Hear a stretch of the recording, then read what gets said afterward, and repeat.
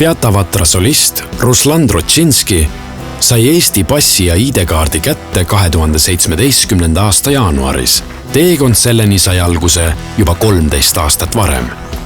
Kui me tulime Haidamakidega esinema Viljandi folkfestivalil, tulime lennukist välja, Terje tuli meile vastu ja mina nägin ja kohe saingi aru, et see on minu elu armastus.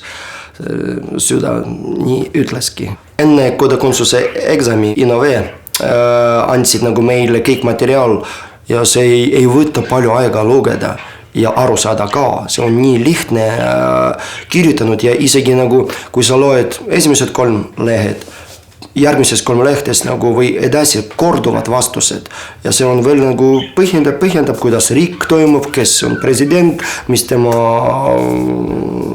võim ja kes on minister, kuidas valivad ja see on väga lihtne kõik. Eksam kestis 45 minutit. 45 minutit üldsegi ei olnud lühike aeg, see oligi täitsa piisav aeg, seda mis ma nägin, kõik jõudsid.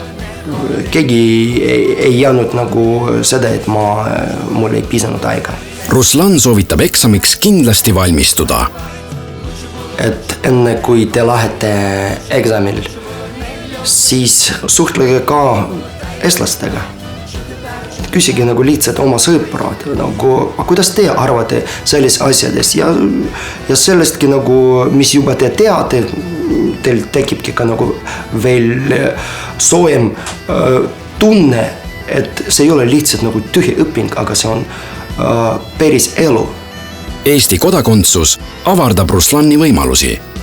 Ja kui ma sain kodakondsuse, loomulikult ma tundsin, et nagu muusik, kes palju rendab välismaal, mul on juba väga lihtsalt, sellepärast siin ei ole bürokraatia, nii nagu Ukraina passiga ja Ukraina viisadega, see on karaul, aga siin on lihtsalt nagu lahet internetis ühe päevaga teed ja mitte midagi ei ole keeruline.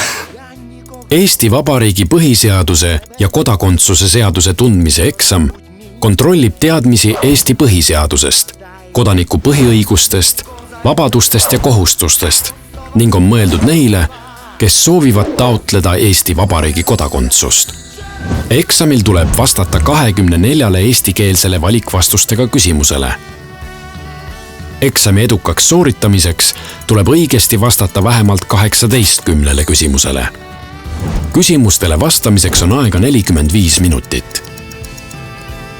Eksamil on võimalik kasutada Eesti Vabariigi põhiseaduse ja kodakondsuse seaduse eestikeelset teksti ning sõnaraamatut, mis on eksamiruumis olemas. Enne eksamit saab lisainfot avalikul konsultatsioonil. Kodakondsuseksam on elektrooniline. Eksamit saab sooritada kindlatel kuupäevadel eksamipunktides Tallinnas, Jõhvis, Narvas, Tartus, Valgas, Pärnus ja Rakveres.